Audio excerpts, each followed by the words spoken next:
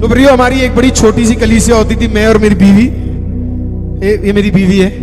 कई लोग डाउट करते इतनी सुंदर कैसे मिल गई, है ना।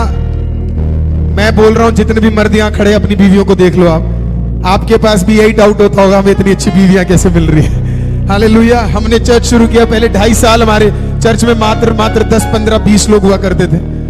और बड़ा डिफिकल्ट सिचुएशन होता है जब आपके पास 20 ही लोग होते हैं ना, तो ताने लोग जल्दी मारते।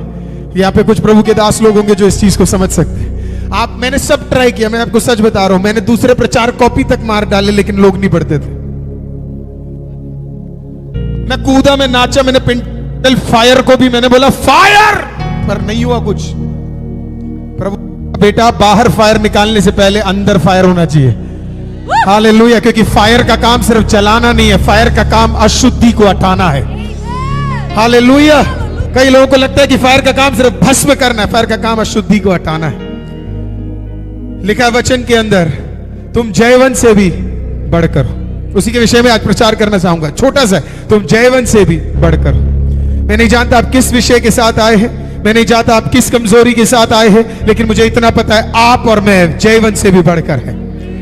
जब आपके अंदर ये बीज बोया जाएगा वचन का, आप फिर जब यहां से वापस जाएंगे, आप लिटरली वो हाथ जो जयवंत से भी बढ़कर है अपने रोग के किसी भी भाग पे लगाएंगे, वो रोग नहीं टिक पाएगा। वो हाथ आप अपने सर पे लगाओगे, आप अभिषेक से भर जाओगे। क्यों? क्योंकि आप जयवंत से भी बढ़कर है। हालेलुया। आप बैठना चाहते तो बैठ सकते हैं, अगर बीच में फिर खड़े होना तो आप खड़े हो जाइए, क्योंकि मैं भी खड़ा ही हूं। हालेलुया। तो हम जब वो सब आगे प्रभु के दास लोग होंगे, है ना, आपको प्रेज़ द लॉर्ड, प्रभु आपको आशीषित करे।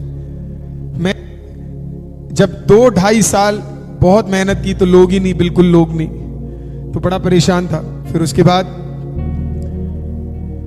बाद अचानक एक दिन हमारे माननीय प्रधानमंत्री जी ने कहा कि छुट्टियां हैं, 40 दिन घर पे बैठो करके। तो कोविड आ गया। अब जो थोड़ा बहुत चर्च चलता था अब वो भी नहीं चलता।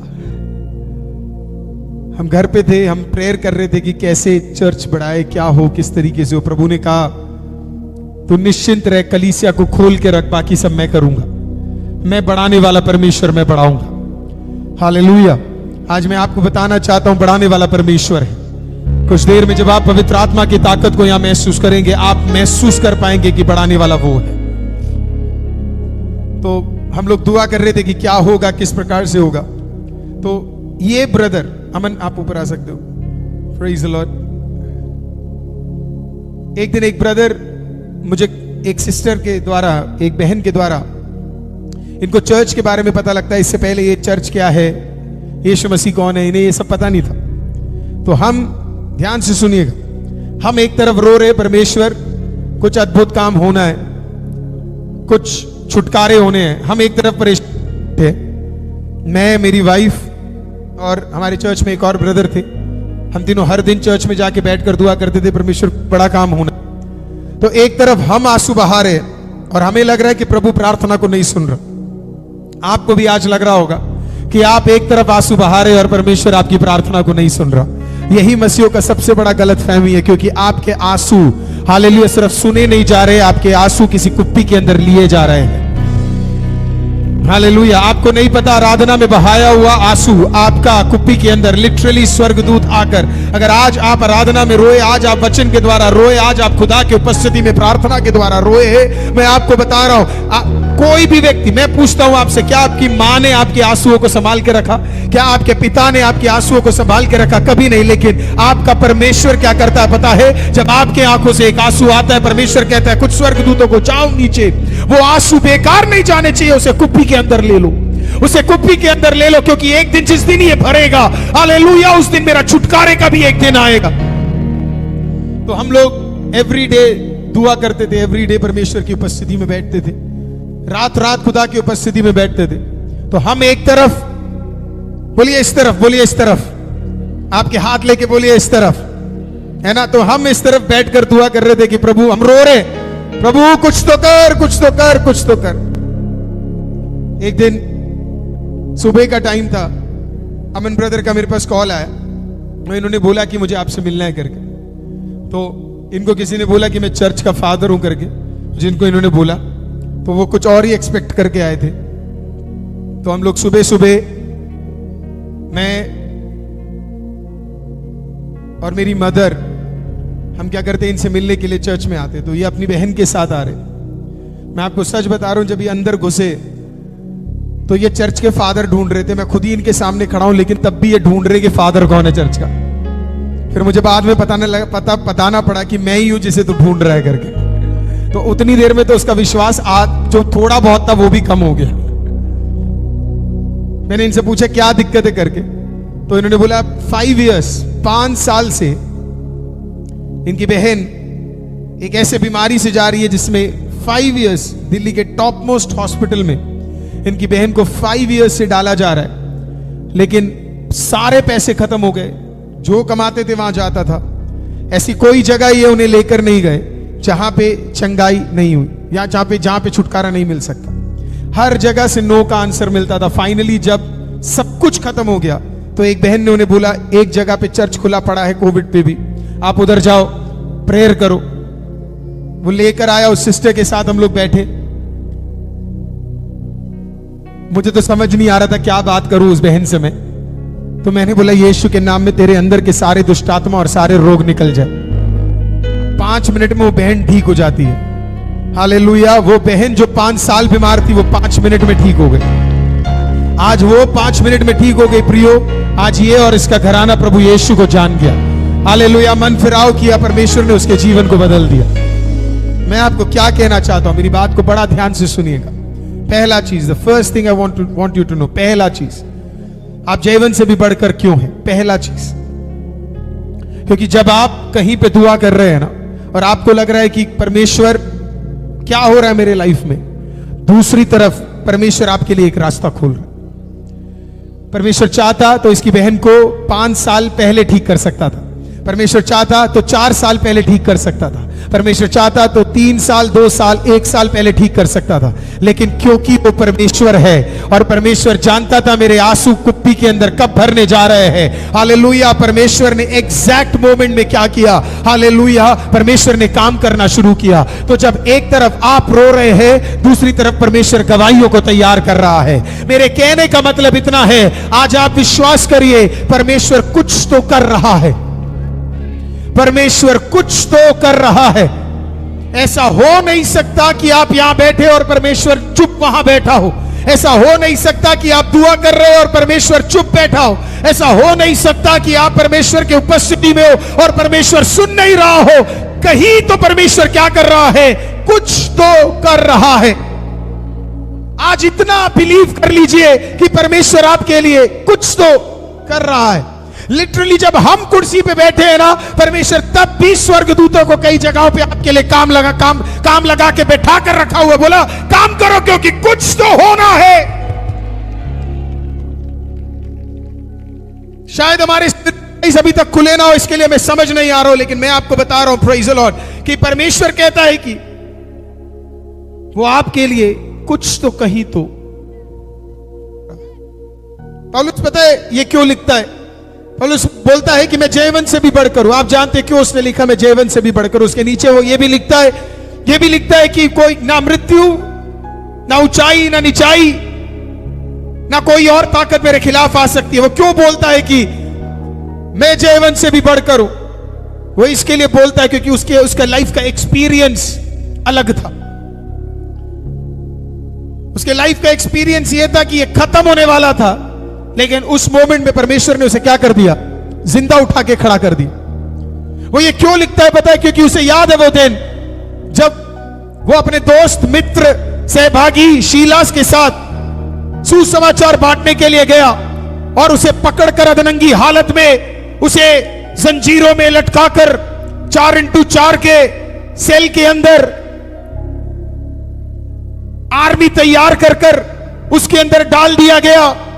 और अगले दिन हेरोद राजा ये निर्णय लेने वाला था, जैसे यूहन्ना का सर काट दिया गया, इसका भी सर काट दिया जाएगा। तो उस रात जब उसे लगा कि सब कुछ खत्म हो गया, आंसू बहाकर जब वो दुआ कर रहा था परमेश्वर की उपस्थिति में, उसे नहीं पता था कहीं ना कहीं कुछ ना कुछ तो परमेश्वर कर रहा है। जब वो लिख रहा था उसे पता है कि जब मैं मसीहों को मार रहा था, परमेश्वर दूसरी तरफ मेरे ही उद्धार को तैयार कर रहा था। उसे पता है जब मैं कंगाली से जा रहा था और मेरे पास पहनने के लिए वस्त्र नहीं और मेरे पास पैसे नहीं, उसे पता था दूसरी ओर फिलिपी की कलीसिया को वो तैयार कर रहा था ताकि जहां वो रहता है वहां वो मदद को भेजे। आज मुझे कोई सुन रहा है, आपको अंदाजा भी नहीं है इस मोमेंट में परमेश्वर कितने रास्ते, कितने दरवाजे अनदेखी जगहों में, अनदेखे समय में परमेश्वर आपके लिए खोल रहा। ऑन ऑल कॉर्नर्स परमेश्वर आपके लिए रास्तों को तैयार कर रहा है। आपको एहसास नहीं है? काश जिस दिन हमें यह एहसास हो जाए कि हमारी आराधना में स्वर्ग खुलता है, उस दिन हमारी आराधना बदल जाएगी। जिस दिन हमें यह एहसास हो जाए मेरे घुटने टेकने पे आमीन स्वर्ग खुलता है, उस दिन मेरा प्रार्थना का लेवल बदल जाएगा।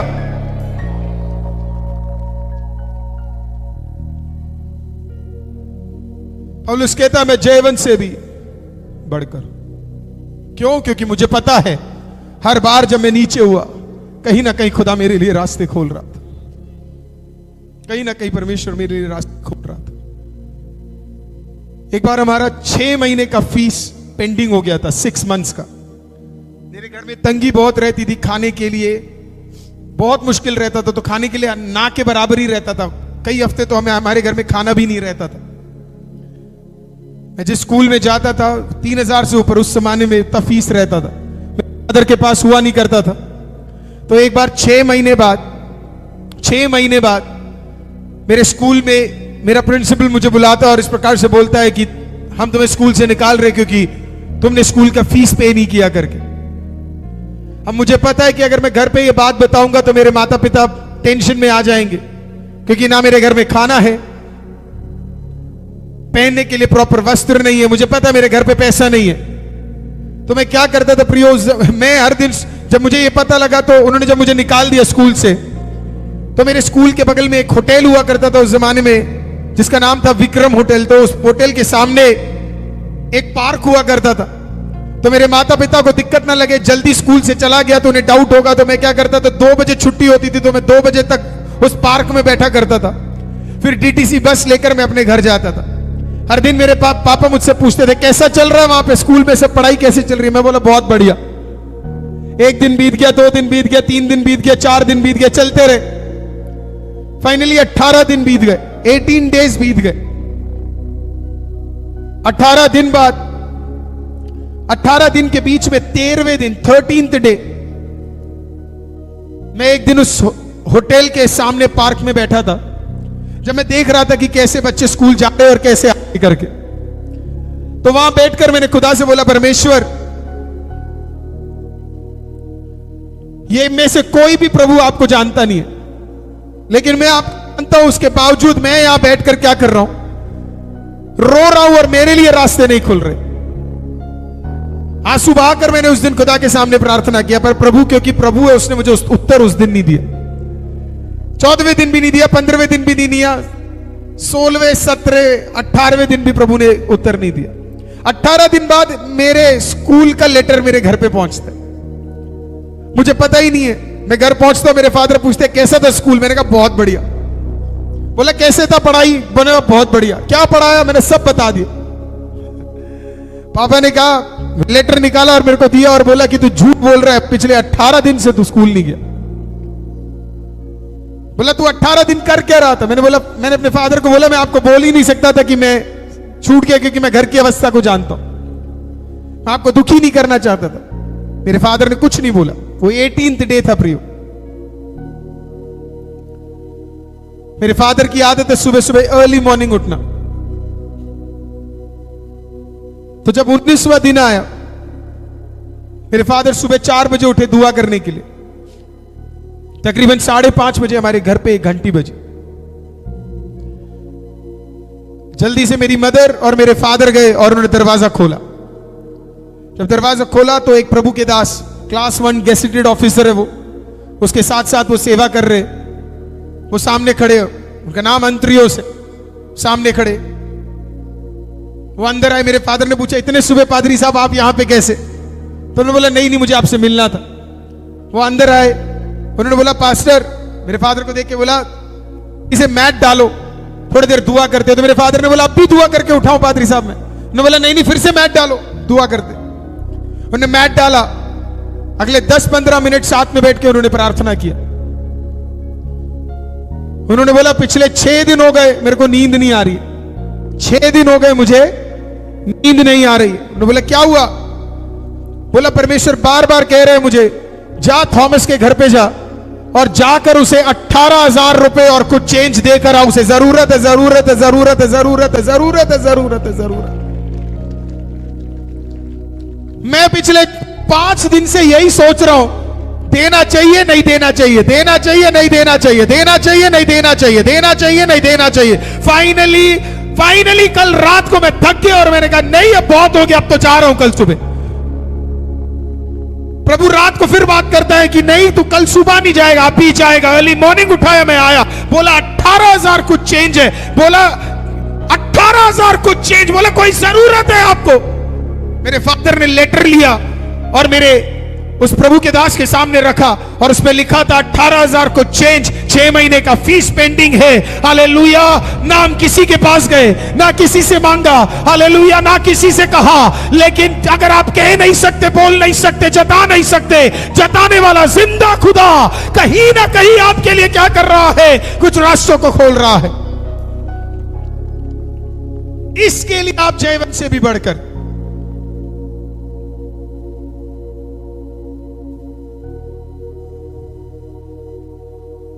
आपको लग रहा होगा कि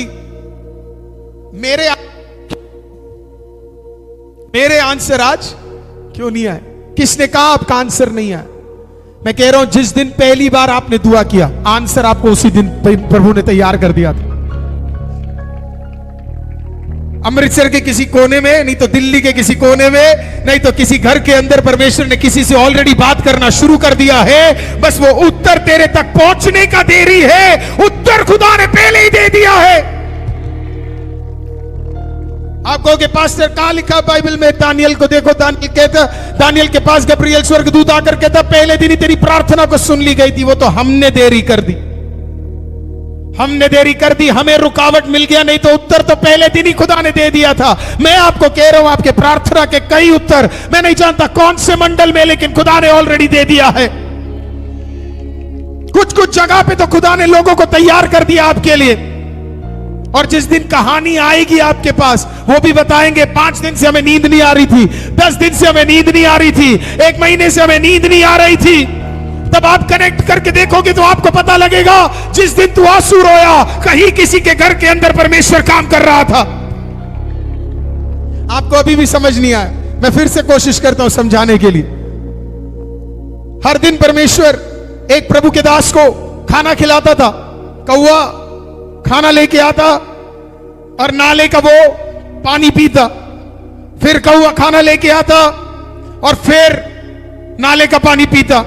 ऐसा 3-3.5 साल तक चलता रहा। एक तरफ कौवा आया, खाना दिया, पानी पिया, चलता रहा 3-3.5 साल तक ये चलता रहा। अचानक एक दिन नाले का पानी सूख गया, अचानक एक दिन कौवा आना बंद हो गया। हे प्रियो, अगर तेरे नाले का पानी सूख रहा है और तेरा कौवा आना बंद हो गया है, इसका मतलब तेरा सीजन बदलने जा रहा है। अब कौवे वाला सीजन नहीं है और नाले वाला सीजन नहीं है। कोई है विश्वास करने वाला? है लोगों, तुम मत रो कौवे के नाले से, मत रो नाला बंद होने से। जिंदगी भर नाले का पानी नहीं पिलाएगा। और लोग रोते, अरे मेरा बंद हो गया रास्ता। किसने कहा तेरा बंद हुआ है? अरे टैप बदल गया है, टैप बदल गया है। Praise the Lord. मैंने कहा जब इधर झिल रहा है मतलब उधर कुछ हो रहा है, अगर उधर कुछ हो रहा है तो इधर कुछ हिल रहा है। तुम यहां आराधना करोगे, कहीं और खुदा कुछ करने जा रहा है। हालेलुया। टी पैटरसन प्रभु के दास इस प्रकार से बोलते हैं, मसीहों का आराधना इतना ताकतवर होना चाहिए, जमीन तो हिले ही हिले लेकिन उसके नीचे की पाताल भी हिलनी चाहिए। हालेलुया। ये साउंड में ये लोग बेस ट्यूब यूज करते हैं, है ना, वो कभी कभी इतना वाइब्रेट करता है कि बॉडी हिलने लग जाती है।